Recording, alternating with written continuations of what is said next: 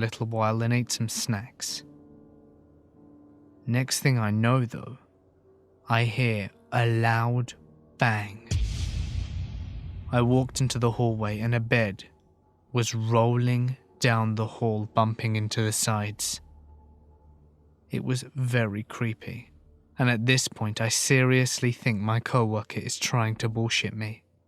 So I radio him and ask him where he is. He tells me that he's in the cafeteria on the top floor of the building. I still don't believe him. He must be playing a joke, and I'm convinced I will catch him in the act. A few minutes later, I walk past the laundry room, and the moment I pass, I hear the machine start up. I poke my head in, and I don't see him at all in that room. I've got to admit, I was starting to get a little nervous.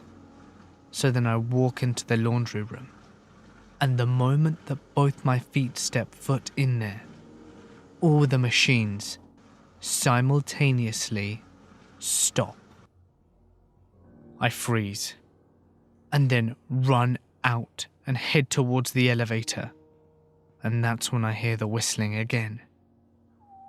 At this point, I know I am the only worker in the basement. As I am standing there waiting for the elevator, things start falling off the shelf down the hall. Boxes of gloves, tissues, packages of tubes. I am literally standing there and watching them all fall off one by one at the opposite end of the hallway. I shit you not. My entire body broke out in goosebumps. My hair stood on the end, and I had a strong gut feeling that I was being watched. I know I was not alone. As I'm getting onto the elevator, I feel what feels like someone brushing my arm. I went upstairs and found my co-worker still in the cafeteria. I freaked out to him and got out of there as quickly as I could, and transferred soon after that. The creepy thing to add to it all is that I whistle mindlessly to myself whilst I'm working, and it's almost as if the spirit that was there was trying to mimic me. Creepiest feeling ever. My first apartment was very haunted. I have no other explanation. It was just a little apartment with 4 bedrooms and a living room and a kitchen in the middle, intended for college kids to live in.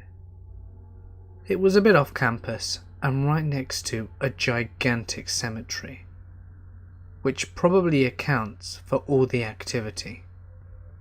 There were 2 main ghosts, if you want to call them that, that is. We ended up just referring to them as the masculine and the feminine one. The main event that ticked off the activity was one night we were all hanging in our rooms, and most with our doors closed. I remember hearing what sounded like 2 people talking. One voice was light and feminine, and the other was lower and much more masculine. It was coming from the main kitchen area. They had a long conversation from the way it sounded. At first I thought it was a roommate with a girl he may have brought over, but after a while I realised that it wasn't anything like his voice. I creaked open the door, and the moment I did, the talking stopped mid-sentence. Not long after, my roommate came from his door across the hall, as he said that he heard it too, and we just kind of looked at each other for a bit and decided to go for a walk because it was very creepy. This event set off a chain reaction of weird shit.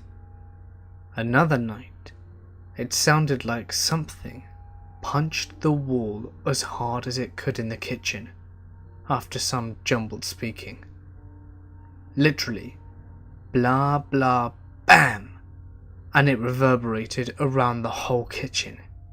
It scared the shit out of us, especially because we were about to go to sleep. You would hear talking from another room on occasion, just weird mumbles and the like. Sometimes there would be more than one voice. You would always see shadows moving at the peripheries of your vision. More than once, we saw full-form figures. My friend at the time and roommate moved out after he saw something dark and human-shaped in his Skype window through his webcam, standing in his doorway. This was a short while before I left his room. Once, there was one just standing in a friend's room whilst he was away. I just ignored it and went into my room and locked the door. I think I had some shock going on. You felt like you were being watched quite often, footsteps all the time ranging from soft to hard. One time, it was around 9 o'clock, and I kept hearing someone walking on the grass outside the building back and forth, whilst the window was open. The unmistakable swish-swish of shoes on grass. At first I thought it was another tenant, but after a while, I looked and there was no one there. And yet I could still hear someone walking back and forth along the side of the building. What made it even freakier still was that I was the only one living there at the time, and the units were mostly empty because it was summer. My friend had a baking sheet thrown at him. It flew from the top of the fridge where we kept our pans, right at his head as he was cooking. This did happen after he was trying to communicate with the ghosts, taunting it as it were. It wasn't uncommon to have things like keys, cups, etc. knocked off the counters, or things having moved from their own accord. But the greatest and freakiest experience of all was that the first Christmas that I lived there. I'd gone home for break, and we had all left around the same time. We had locked the place up, and we had left. We turned off all the lights, and locked every door and latched every window. Whilst at home though, there was this video card that I had left up in my apartment. My friend wanted to take a look at it, and we thought we could fix it for him. So we drove the hour-long drive back to my apartment to pick it up. When we got there, the place had the worst feeling I've ever experienced. It just felt like oppression walking into the building. All the lights were on, and my friend's computer was playing a movie. That part freaked me out the most, because he had locked the door to his room and shut his computer down. Not only that, he had this stupid long password that none of us knew. I immediately thought that someone had broken in. I grabbed a knife, and we cleared room to room. I had to jimmy open my friend's room that had the computer playing a movie, but there was no one there. No sign of forced entry. All the windows were locked. Wanting to get the hell out of there as quickly as possible, I chalked it up to just the apartment being weird, and we decided to both use the bathroom and then get the hell out of there with the video card. As I'm looking for the card, my friend just shouts, "Holy shit!" from the bathroom, and comes out pure white, pants still unbuttoned. He said as he was peeing, something whispered in his ear from the shower. He couldn't make out what it was saying, but it was a feminine voice. He never believed me every time I told him this place was haunted. He didn't doubt me after that, and it took him a long time before he ever came back to visit the apartment. Finally, all the weird shit came to a head. It would go through phases, where there would be relatively quiet for a while, and then batshit crazy for about a month. This particular cycle was pretty bad, and my friends and roommates were getting quite bothered by it. He went to the landlady to complain, and maybe to get us out of contract. And she said, and I quote, "Oh, don't worry. We've had a lot of complaints about that in the past, but no one's ever gotten hurt." At the time I was an atheist, but that situation really forced me to change my mind on ghosts and the afterlife. I really felt like at times something was trying to talk to us, and at times something was just trying to troll us. It really messed us all up, especially my friend. He underwent a severe personality change and we don't even talk anymore. And as lame as the TV shows make it out to be, I really got into ghost hunting after this. Especially because I had so many first-hand crazy experiences. I think it's something that we just can't prove yet. Death is something beyond what we can quantify to the best of our abilities.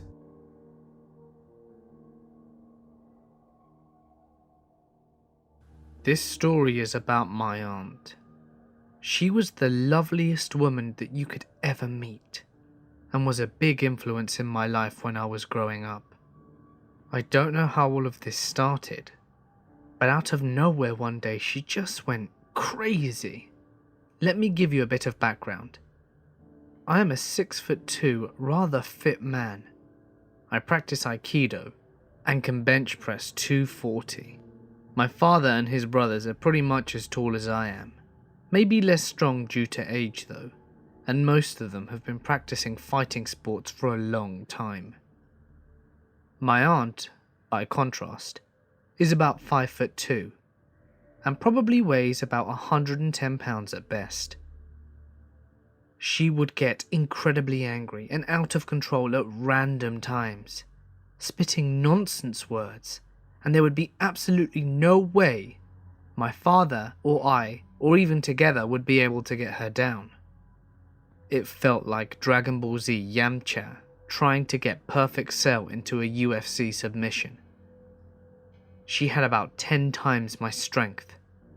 We needed to be 4 to actually pin her down and get her to stop moving until she calmed down. This was extremely scary, as she would just switch without warning, which was so out of character for her. I didn't believe in the supernatural, but my grandmother, a traditional Moroccan woman, was convinced that she was possessed. And honestly, it really felt like it. For those of you who don't know, Morocco has a pretty big culture surrounding the supernatural, sorcery, possessions and exorcisms, so most of the elders in the family firmly believe in it. However, at the time, the rest of my family were not buying it. We took her to the hospital and had some extensive tests done on her, because we thought that she must be suffering from some kind of seizures. But everything came back negative. Someone even recommended a psychiatrist, and although we took her there, it was of no help whatsoever. We were all becoming very concerned. So fast forward a few months later, and it was becoming way too difficult for us to handle. My uncle contacted a good friend in Morocco, who was an exorcist in his family. He asked us to do one very strange thing. He asked my aunt if she could put a drop of blood into a glass of water and leave the glass somewhere in the apartment while she slept, but just nowhere near her, so that she didn't get up and drink it while she was sleeping. We were reluctant, but my grandmother insisted on her doing it. On the morning, the glass was empty. I personally am still convinced she just woke up and drank it, but in the Exorcist version, she was possessed by a demon, commonly known in our culture as a jinn. Giving him blood was just a way for you to welcome him and calm him down temporarily, and she needed to see an exorcist ASAP. Now we were getting convinced that he was right, seeing her often becoming crazier and crazier. In desperate times, sometimes you just choose to believe in a possible solution. So at this point, I decided to believe in what he said, and we had to get proof that he was right. We lived in France, and we decided to drive down to Morocco, which was a 1,500 kilometer drive with a 6-hour boat ride, and then another 500 kilometers driving when we got to Morocco. During the drive, I have never been as scared as I am to this day. I was sitting in the back, my auntie in the middle and my dad on the other side. She went crazy at some point. We couldn't hold her down and she was trying to hit my uncle whilst he was driving. We nearly smashed into a wall, and my father had to dangerously choke her until she lost some strength.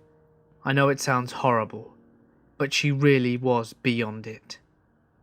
So anyway, here we are in Morocco, getting to this village named Seferu, known as one of the biggest places in the country where sorcery happens. It's a rather creepy place, and not in a conventional creepy way either. What we all know of creeps are just what horror movies puts into picture, but the African creepy is on another level. We get to meet this exorcist guy, and he asks us to buy a sheep to sacrifice, and tells us that we should bring him the sheep's guts back for the exorcism to happen. My father and uncle take care of this, as I am absolutely petrified. As I stated earlier, I didn't believe in this. I decided to because honestly the situation called for it. But at this point, in a freaky spooky village in the middle of Morocco, we were advised to never eat anything outside or accept anything from a stranger who might try and curse us, where everything looked twisted as hell. I was losing it, and really could not wait to leave this place forever. On the following day, we went to the exorcist's house and brought him these guts. He put them into a bowl and asked me if we were feeling strong enough to stay, as more people around would make it easier to exorcise. Well, I really wanted to leave, but seeing as everyone was staying, I stayed as well. My aunt was lying down in front of us next to the bowl, and we were sitting down around her holding hands, and the exorcist started saying stuff in a dialect that I couldn't understand. He gets sweaty and begins speaking faster, and I see my aunt twitching in what looks like pain. And then all of a sudden, all the lights went out. Holy shit, I think I peed my pants at this moment. The exorcist screamed something, and then my aunt screamed as well, and we were in total silence in the dark. I think the silence lasted for about 30 seconds, but honestly it felt like hours. The exorcist's assistant then came in with a lamp, and what we see is that both him and my aunt are passed out. The bowl is on the floor, and the guts are next to it. The guts had turned black. I'm not joking. They were red before the lights went out, and then they were black, as if they'd been singed beyond belief. I have goosebumps just remembering that and trying to picture it. The assistant urges us not to touch the guts at any cost. The exorcist wakes up and goes to put some water on his face, and then tells us to follow him. We went to a nearby empty hill, and when we reached the top, he asked us to burn the guts right then and there, as the demon was now possessing the sheep, and we could get rid of it. And that's exactly what we did. Since that day, my aunt has never shown any problems whatsoever. Her crisis period never happened again. Trying to remember this honestly scares the crap out of me. Just seeing her now gives me the chills, even though she is back to being the loveliest person I know. I am just so glad though, that she is back to the way she was. My mother, my daughter and I lived together in the United States.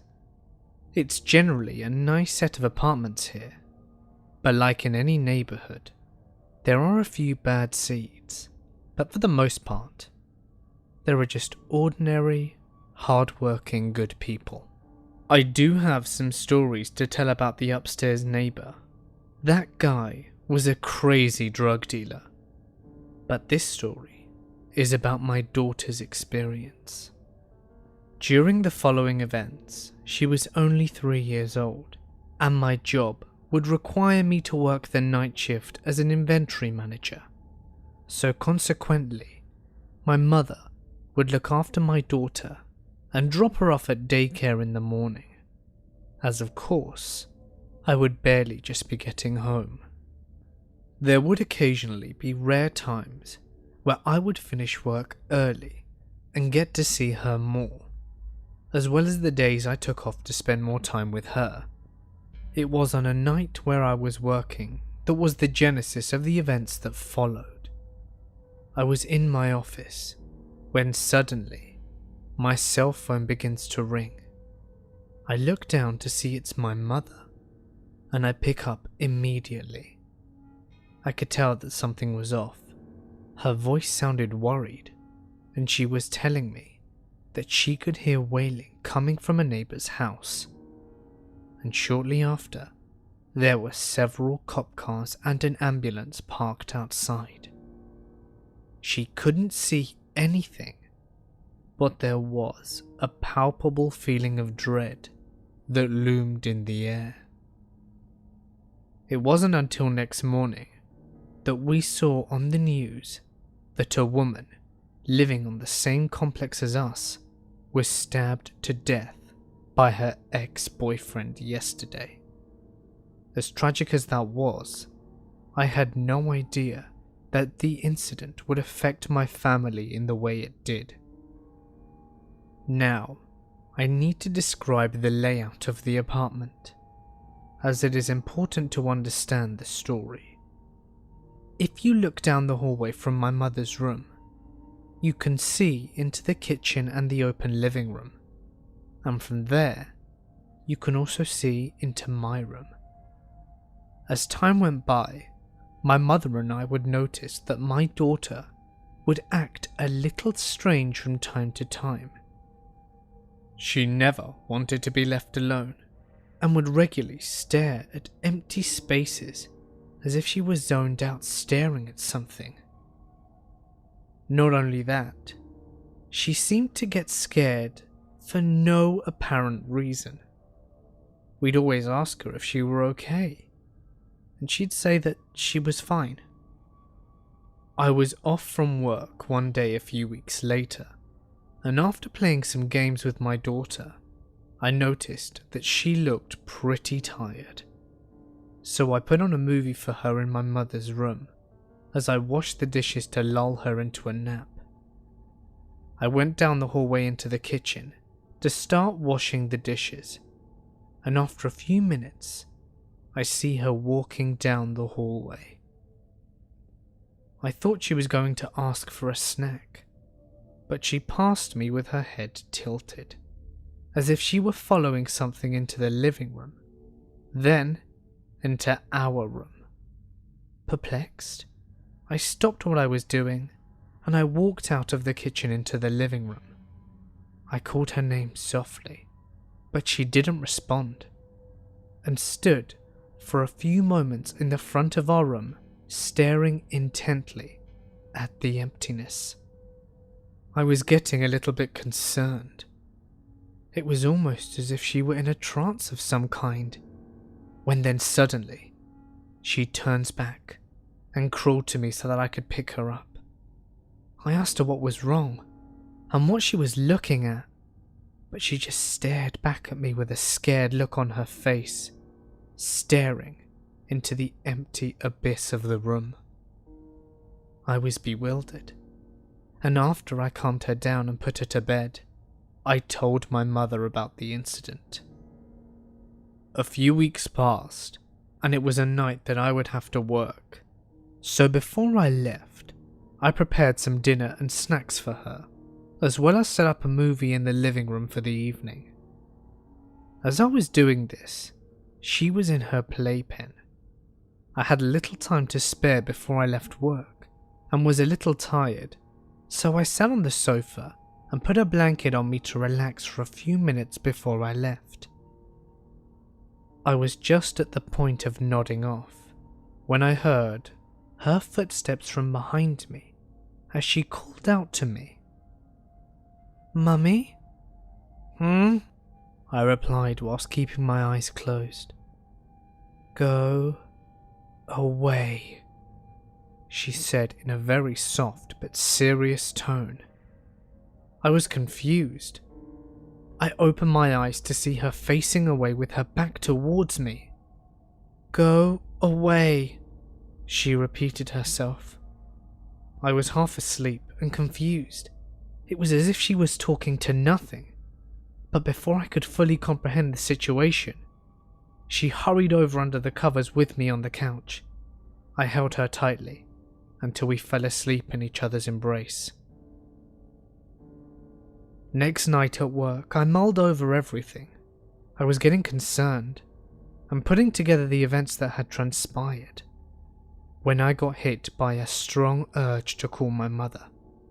I can't describe it, but I picked up the phone and asked her to burn some sage in her room before she went to bed. As the nights that I'm away, she will sleep with her. A few hours later, at 5 a.m, I get a call from my mother. She is manic and telling me to get home now. I rush home and see her and my daughter crying outside. I ask them what's going on, and my mother tells me that she is not stepping foot into the house until it's cleansed. She tells me that she forgot to burn the sage, and that night she had a dream that she was walking down the hallway to the kitchen and realized she had no idea why she was going there in the first place. So she turned around to go back to her room, but there was something keeping her from opening the door. She wasn't sure what it was, but it filled her with pure dread and felt her stomach drop as she remembered that my daughter was still in the room. It was at that very moment she woke up because my daughter was screaming bloody murder. I entered the apartment and started burning sage. I stated out loud, "I think I know who you are, and I'm sorry about your death, but my daughter is only 3 years old and you are scaring her. Please, stop. You need to move on." After that, my daughter never acted strange again. I'm convinced that the poor woman who was murdered was clinging onto this world. But I'm not sure why she fixated on my daughter. I hope she found her peace. I was 24 and working at a very old hospital in a large Midwestern city near where I had grown up. I did choose a career in the healthcare industry, despite my experiences, because I really do love helping people. I didn't become a doctor or nurse though, despite my love and interest in the medical field, as I am rather squeamish. So, 1 month, we had to do a complete inventory and overhaul of medical records. Our hospital was finally getting on board with electronic records, so that meant a shit ton of work to do. We had to sort out records so that they could be destroyed by our contractor, as we couldn't legally do this on site. Records to keep and organize, and getting them ready to put into the electronic system, i.e. type them in manually.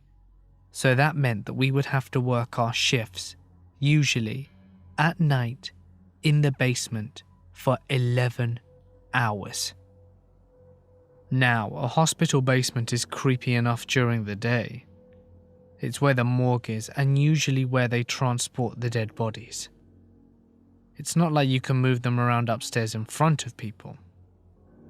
This particular part of the hospital had many stories of hauntings, but for the most part, I tried to ignore them. I have a bit of a reputation for being a bit hard to scare. So there's this one guy who works at us as a night custodian whose main goal in life seemed to be to scare the pants off me and every other girl working that shift. His name was Lewis, and he was forever trying to frighten me. So this night, as we're working away, we all hear bangs coming from across the corridor. We just assume it's Lewis, up to some practical jokes, as well as heavy footsteps outside the doors and clanking noises occasionally. We had a lot of work to do, so despite the noises we would always just tell Lewis to be quiet and please shut up because we were seriously trying to get this done. So near the end of the night, at around 3 a.m, it was just me and one other girl. She asked if I'd be okay by myself because she had to go home to look after her baby. I told her that I'd be fine and that she could leave. I was alright until about 3:20 anyway. Then the footsteps went from the hallway to the other side of the room, and the banging noises turned into someone banging on the cabinets. I also felt very strongly that I was being watched. These were old filing cabinets that had long, heavy drawers, so they were all metal. So you know what it sounds like when someone bangs on a metal object. Loud as hell. I kept yelling to Lewis that it wasn't funny, but the sounds kept on intensifying, close to the point that I started hearing heavy breathing behind me. I may have looked calm, but on the inside, I was terrified. I just didn't want to give whoever it was the satisfaction of knowing that I was scared. I just tried to ignore it and continued with my work. It seemed to be aware that I was going to ignore it, so it upped the ante. It would brush by my hair and touch my back and shoulders. I must have gasped or made a noise when it touched my back because it laughed right in my ear. It was a cruel and almost sinister laugh. I didn't even turn around and I just shouted for it to leave me alone. I stopped working and went upstairs for the night. No way I was sticking around there after that. I came back to work 2 days later and found out that Lewis hadn't even been in the building and that he had been on holiday the whole time. I think I always knew that the thing in the room wasn't him. He had never been that creepy. A few weeks later, I was talking with some older staff that had been working there for a long time.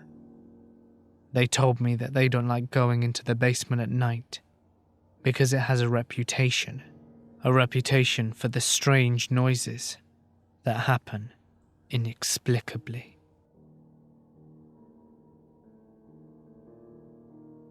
I was around 17 on a solo trip to London. Late one night, I was meeting a friend at Finsbury Park tube station when some kids started harassing me. I walked out of the tube and made a right onto Seven Sisters Road, then another right, hoping to go around another tube entrance where I could call my friend to avoid these teenagers. As I was walking down Forth Hill Road, I passed a guy who was really tall and blonde. He was incredibly pale, wearing a long black Victorian-style duster coat, with the collar pulled up over the lower half of his face. I thought it was strange, but kept walking, thinking it was some goth guy who had come out of the Sir George Robey or something. When I turned right again onto Goodwin Street, I realised his footsteps weren't receding, but keeping pace with my own. I turned around and noticed that the guy had come around the corner and was about a quarter of a block behind me, so I kept walking until I realised that the street ended with a dead end. Shit.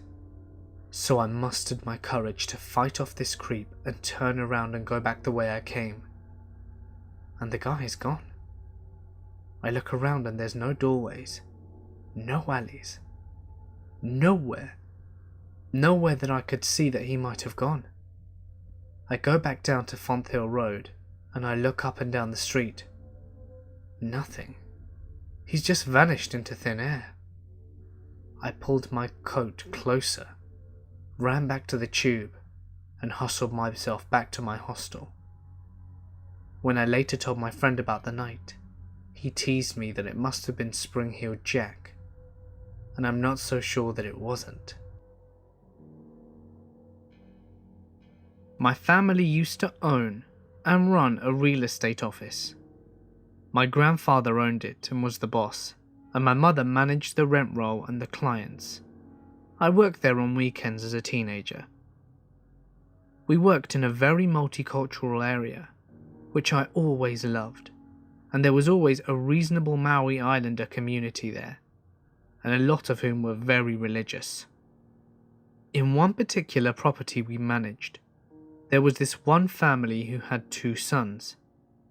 One of them played football with my younger brother, and the other is the subject of this incident. So this kid was 11, I think, and according to the family, was beginning to act strangely. He would have violent outbursts and say terrible, terrible things. Apparently he was seriously out of control, and the family called their Baptist minister and asked what they should do. Was there even anything that they could do? The minister told them that he was free one evening later that week, and that he would bring the things needed for a baptism. He said that he would perform an exorcism for them. As a good spiritual leader, good religious people, and a baptism could oust an evil spirit. The evening arrived, and the minister got all set up. He got into this deep tub that they all filled with water for the baptism. He chose some passages from the Bible that would help with the exorcism, and got the whole family together around to support and pray. Now, Islander families tend to be large. There were aunts, uncles, cousins, and grandparents. Everyone was there and willing to help this child. The parents are instructed to bring out the kid, so the father goes to get him. But the kid was an absolute catastrophe. He was described as being like the Tasmanian devil from the cartoons, just all over the place. His dad put the boy over his shoulders and brought him down to where everyone was standing. The kid fighting at every step, but with his father being an absolutely enormous man, he didn't stand a chance. The minister said for everyone to gather around and put their hands on the child and pray for him. The father held him in the middle of the family group, and everyone reached out their hands to touch the boy who was thrashing around like a wild thing. What I heard was that it seemed like the boy was totally out of control. Time comes for the minister to say whatever he said, and then for them to get him into the tub for the baptism, which was supposed to expel the demon they figured was possessing him. The father and uncle or something were the ones who got him in the tub, and the family stood around praying their hearts out. But the boy tried to escape the second his body hit the water. He put up a crazy fight, and more family members came in to get him into the water. Finally, they got him in, and were able to hold him there. And hold him, and hold him, and hold him. They didn't mean to do it, but they drowned him. He was an 11-year-old boy on the cusp of puberty. Of course his behaviour was erratic. Of course his attitude was awful. Of course he thought being held down by his own family. What did they think was going to happen? The parents, uncle and minister all got arrested. The uncle got off as an accessory charge. The parents got 10 years but were out sooner. and the minister got 15, and was in for the whole time because he was the leader. He should have known better. My mum had to go back and talk to the police and be a character witness about the family and the property and whatnot. Obviously, as we didn't know them all that well, we can hardly talk about the kid and whether he was possessed or not. But I can tell you that it was probably the saddest thing I've ever heard. And even if he was possessed, he didn't deserve for that to happen to him. I worked overnight security in one of the largest, best and oldest hospitals in the US. My fellow security officers and I all have stories about one building in particular. But the one that I tell is one that only happened to me. Backstory for the building. It was built in the late 1800s, and it was originally a psychiatric building for this hospital. Now, being the late 1800s, not much was known about psychiatric disorders, and on top of that, this hospital was known for its medical research. With both of those facts combined, you can infer that some terrible things were done in the walls of these buildings. A couple of years before I started working security there, this building had been converted into offices after the newly built part of the hospital dedicated a section for an updated psych ward. So anyway, my rounds for the night happened to include this building. At night, this building was empty due to it being recently converted into offices and the drones who worked there wanting to leave promptly at 5 if not earlier. In some of their haste, they left their office doors unlocked, which is a big no-no due to the medical information being located in their offices. It was our duty to go to each floor and to make sure that every door was locked, and if it wasn't, to secure it ourselves. I did my initial sweep of the building to make sure it was clear, and nobody was in the building. I proceeded to do my door-to-door checks, and the hallways were pretty narrow, so I could check both sides of the hallway doors at once. At the end of this hallway, there were 2 sets of doors that you had to go through to reach the final office, which was a dead end. Everything was secure. Awesome. Time for the next floor. I exited the 2 sets of doors from the dead-end office and stood absolutely frozen from what I saw.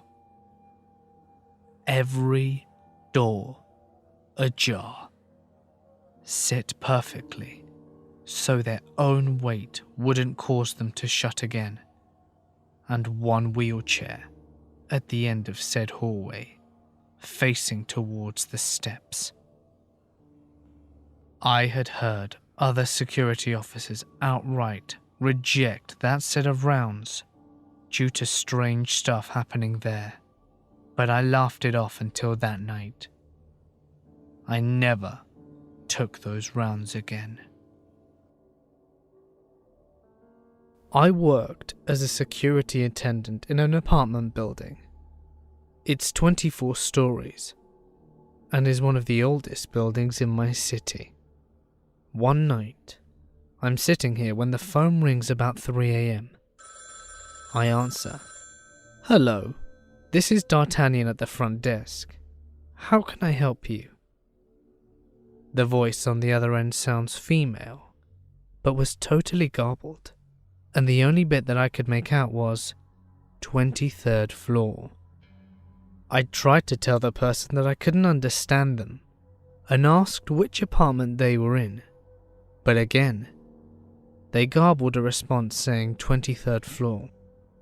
I said, "Since I can't understand you, I'll come and meet you in the hallway." So I go to the main elevators, and both of them, surprise surprise, are on the 23rd floor.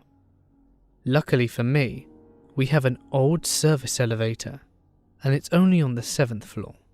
I get in, and I hit the button for the 23rd floor. But it won't move and the inner door will not close. So I go to unlock the reset panel, and boom, we start going up, with the door still open. I'm freaking out and the elevator is shaking because it goes pretty fast and it's quite old. As I'm going up, I just stay towards the back, and finally, I reach floor 23. I step out, door closes just fine, and I look around the hallway. There's no one here. I walk along slowly, trying to listen for anyone who might be awake that's called, but there's nothing. So now I head in the opposite direction and go towards where the regular elevators are. And when I get to them, they're just sitting there with their doors open. I was pretty freaked out, but I knew the elevators could just be on the fritz. So I get in and figure I'll just reset them when I get to the first floor. That's when I hear the sound of the back stairwell closing. So I quickly get out and go to the stairwell. But lo and behold, there's no one there. But the maintenance door to the machine room is ajar. And at that time, I was the only one in the building with a key. See, at the top of the building is a large machine room for housing all the really loud machinery that does stuff in the building and allows access to the roof. I don't really like going in there because it's creepy as hell, and no one ever goes in there. So at this point I'm pretty seriously freaked, but I muster up the courage and head in. I shout hello, and there's no response. The lights in the room flicker because they're crappy fluorescent lights, so I can't see that well either. But at the end of the room, I can make out the roof access door, and sure as shit, it's slightly open. So I slowly continue forwards, checking the space between each machine as I walk by, and there's no one there. So I open the door to the access roof, and I can't see anyone ahead of me on the roof, but there is a slight wraparound, and if there was a jumper or something I needed to be sure. So I stepped out and leave the door ajar like it was. Almost immediately though, the door is pulled shut. Now I might have written it off as the wind or something, but this door is hard to shut. Really hard. I immediately grab the handle and yank it open, slam it behind me and run straight for the maintenance door. It automatically locks when it's closed, so I slam it shut too and go back down to the 23rd floor hallway. I get into an elevator and the door is still open and I go all the way down to the first floor. I go back to the main lobby, and as soon as I sit down, the phone rings. I pick it up and don't say a word, and sure as hell, garbled voice again audibly says, 23rd floor. I hung up the phone, turned the ringer off and spent the rest of the evening just staring at the parking garage security monitor. We live in a very old house. I've lived here since I was 4. I'm 22 now. A lot of odd things have happened here, the main one being that I woke up in the very early hours of the morning to see a young boy messing with the sink that I had in my room at the time. He wasn't looking at me, and he seemed almost not there, but I could see him. When I managed to pluck up the courage and go ask to see my parents, I left him in my room. My parents were very understanding. Turns out that years later, when they told my sister and I that we had spirits in the house, I described this lad to them, and they said that they'd seen him and they knew that I wasn't making it up. There was always singing in the house too, Never an actual source, just humming and singing, floating around the house. My sister and mother would always have things go missing, but they'd always turn up in the attic, or a room that we frequently used. For example, my mum was going in and out of a room, and on her return, her diary, which had gone missing a few days earlier, was sitting on the middle of the floor, despite the fact that it was not there moments earlier. A lot of these I was too young to understand, but when my parents sat us down and told us everything, it scared the shit out of me for a good while. We still have random unexplained things that happen to us, but we talk about it and just wonder who or what it might be. I've never known what to make of this.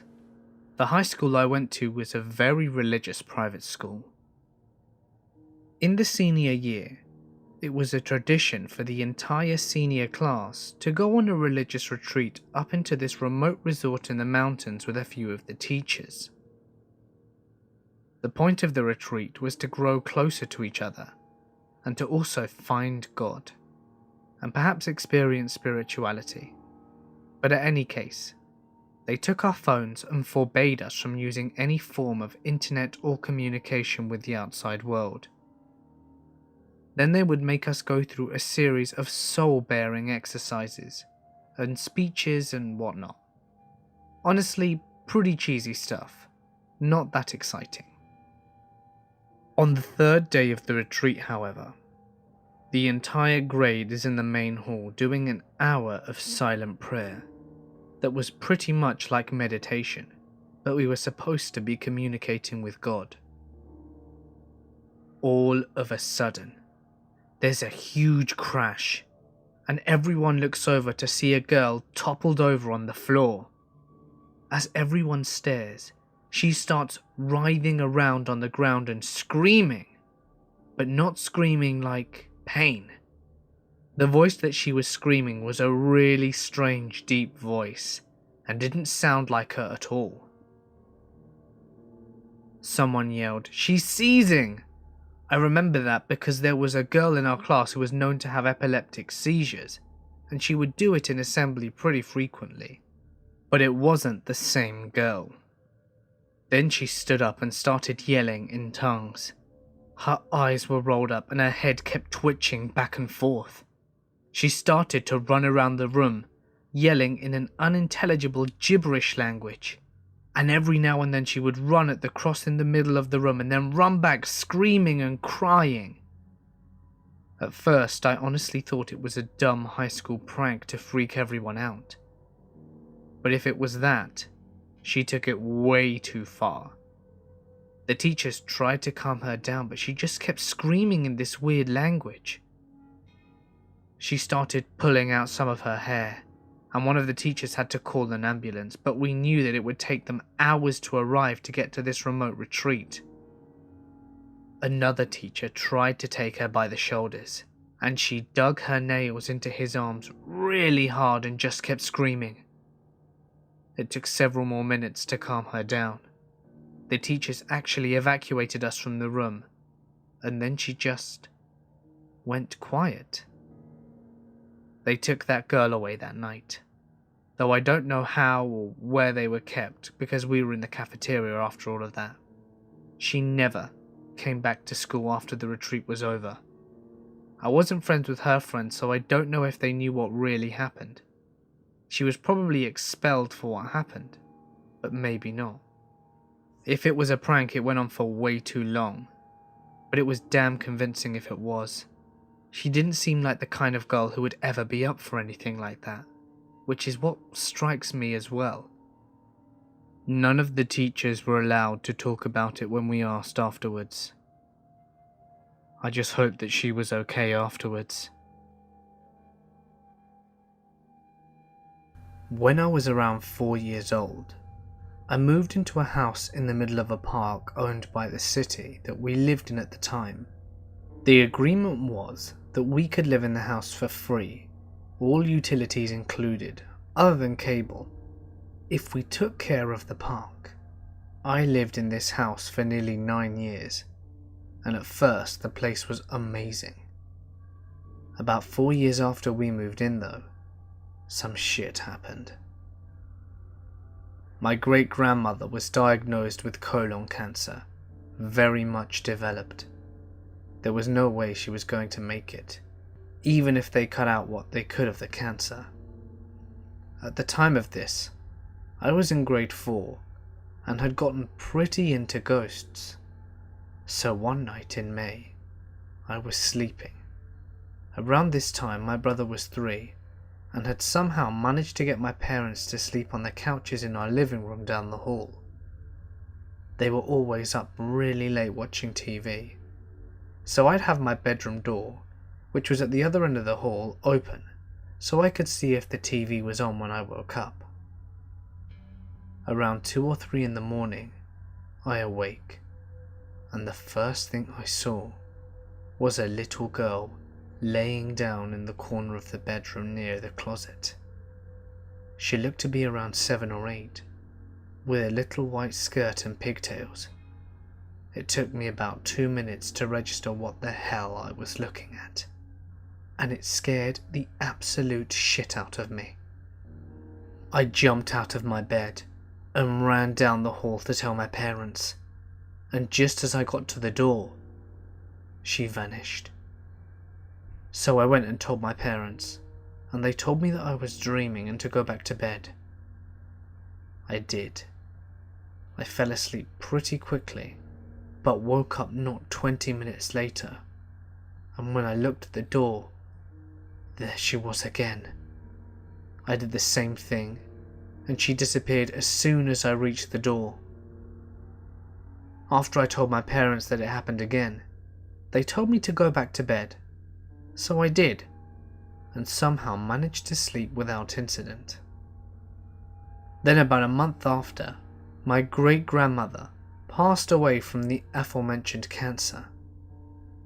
Fast forward a few weeks after her death, I had gotten into the habit of going into the living room where my parents now slept on an air mattress.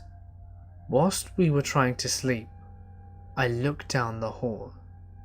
I could barely see around the corner from the couch, but I could see a little bit.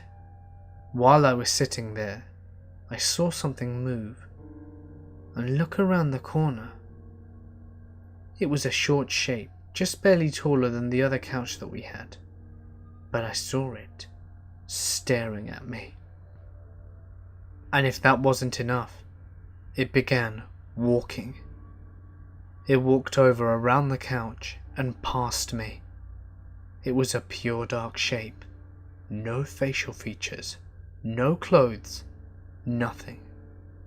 It was just the shape of a human child, and I swear to God, it looked right at me.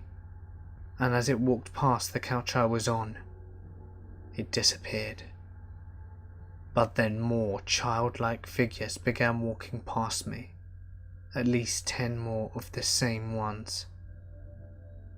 After the last one, I had had enough. I was scared shitless, so I got off the couch and crawled over to the air mattress to let my parents know. Whilst doing this though, I looked up at the corner to see a figure looking at me from behind it. It was a lot taller than the others, but the key differences were I could see the outline of curly hair on its head. I could feel whatever it was staring right into me. I began crying hysterically, and when my dad woke up, the figure was gone. I didn't sleep for the rest of the night. Since the next day was Saturday, I was able to contemplate the figures that I'd seen. The last figure with curly hair actually began to seem familiar, and then I put it together. The figure I had seen was that of my great-grandmother. It looked exactly like her, from the short, stocky build to the curly hair. And as for the kids, it took me a bit longer. If you want to learn about the park is Merkley Park. There's a high school there, right next to the park, and around 1890 it had been an elementary school, which ended up burning down. A few kids did die in the fire, and that's where I realized where the figures came from. Once I moved, the scariest thing to happen was a few nights after we moved in. I woke up because something had slapped me in the face. No one was in my room when I looked, and I still cannot explain it. I was helping another nurse with a patient that had lived a very hard life. He had numerous things going on, from cardiac to renal failure. You name it, he had it going on. This man was very much afraid to die. He never told anyone why, but I suppose everyone's afraid to die really. Every time his heart monitor beeped, he would just go into a raging scream. "Don't let me die! Don't let me die!" He clearly wasn't ready to go. At 2 a.m, his cardiac monitor starts alarming VTAC. We both rush into the room, and I am pulling the crash cart behind me. When I get to the room, the other nurse is completely white. This man was sitting about 2 inches above the bed and was laughing. His whole look had completely changed. His eyes had a look of pure evil on them, and he had the most malicious grin on his face. He laughed at us and said, "You stupid cows aren't going to let me die, are you?" And then he laughed again. We were kind of frozen. I did reach up and hit the code blue button, and when I did, the man went into VFib. He crashed back on the bed and we started coding him. But after 20 minutes it was called. 5 minutes after the code was called, several of the cleaning team were in there doing their business, when the man sits up straight in bed and says, "You let him die. Too bad," and then begins laughing maniacally. The man collapsed back into the bed, and then we heard the most horrible, agonizing scream resonate through the hallways.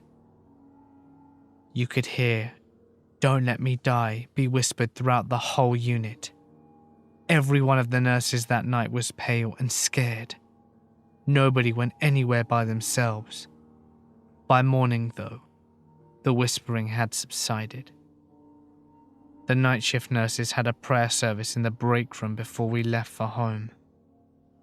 But still, we all had nightmares for weeks. I used to work as a machine operator for a factory doing the graveyard shift.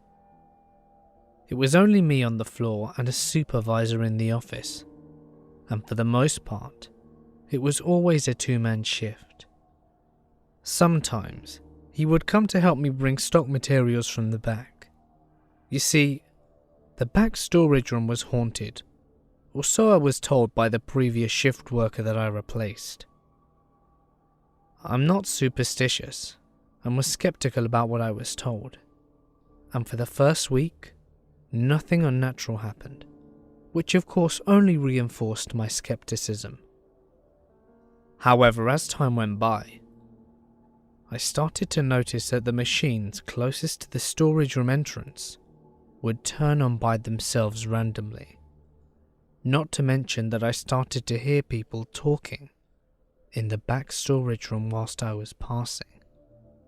As I mentioned, it was only me and my supervisor on that shift, and when I or we would go to investigate after hearing, we would find everything dark and silent. The time that crowns all instances, though, happened a few months later. My supervisor had just finished helping me with a task, and he told me that he would be in the office if I needed him. I'm carrying on with my work, when about 20 minutes later, I hear a colossal crashing noise from the back storage room. It scared the shit out of me. At first, I assumed that it must have been him in the back room and that he crashed the forklift into the wall. But when I went to call him, he was already walking towards me and demanded to know what the noise was, because he was in his office at the time and assumed it was me. I told him that I had been in there the whole time, and that I thought it had been him who had made the noise. We were both visibly shaken, and mutually agreed to check it out. Like previous instances, the back storage lights were off and it was eerie quiet. We turned the lights on, and then we saw barrels toppled over and a broken crate with stock materials all over the ground. These crates are on shelves about 5 feet off the ground, and the barrels are completely full and very difficult to move. We cleaned it up, and he used a forklift to put the replacement crate with the materials back on the shelf. In the time it took us to fix up the mess, it was lunch break. He went out to get food, and I was alone operating the machines again in this big factory the size of 2 football fields. I wasn't troubled or scared knowing that he would be back in about half an hour, but as the minutes ticked by, I kept hearing something. It sounded like a woman whispering, and it was coming directly from the dark back room. I tried putting it off, and thinking that it was in my head. And then I heard something. It sounded like a barrel had fallen down again by itself. I need to clarify, these barrels are very, very heavy, and they cannot fall down independently without a great deal of force pushing them. When I went to investigate, I saw a barrel in the middle of the room, and I booked it out of there. When he got back, he asked me what I was doing outside, and I told him that I kept hearing some strange whispering from the dark room, and when I went to investigate, I found a barrel had managed to roll itself to the middle of the room, and that it had utterly terrified me.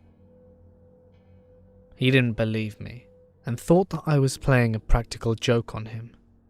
But the security camera, however, verified that the barrel just rolled out by itself from the dark storage area, which defies explanation. You can also clearly see me coming into view to check out where the barrel came from, and hurried back after turning off the machines. This prompted management to abolish the graveyard shift, and I quit shortly after. When I was 14, my best friend and I decided to use a Ouija board. We got into a dark room in my house and lit some candles and started the game. Another friend of ours knocked on our door when we tried to contact the spirits. We let her in and resumed. This third person kept mocking us as we tried to get the supernatural messages, when all of a sudden, she passed out. We thought she was joking, but then she opened her eyes and began speaking in a voice that wasn't her own. It was very deep and guttural and damn scary. But we still thought that she could just be playing with us. She then laughed, a really horrible laugh, and started to say things that had happened to me. Things that I had never told anyone before, and she did the same for my best friend. The candle started to flicker, and she began speaking gibberish. I couldn't even understand what was coming out of her mouth. We were absolutely terrified. This started off as a simple joke game, I thought, and then it got seriously out of hand. My friend then ran over to my neighbour's house. She was a very devout woman, and then she ran over to see our friend. She gasped and told us to bring her to her house. We grabbed onto her arm, and she fought us the whole way there, starting to scratch us and trying to get undressed. It was seriously freaking us out. When we got there, our neighbour locked herself in a room with the girl and told us to wait outside. I don't know what happened, but after a couple of hours, our friend and neighbour came out. She was very tired and didn't remember anything from the point that we were playing with the board. My neighbour told us to not play with what we cannot control. I'm not really sure what happened in that room, but I'm glad that my friend was okay. The bit that gets to me the most, though, is how she was saying all these things about me and my friend that she didn't know, that no one knew. It terrifies me to this day.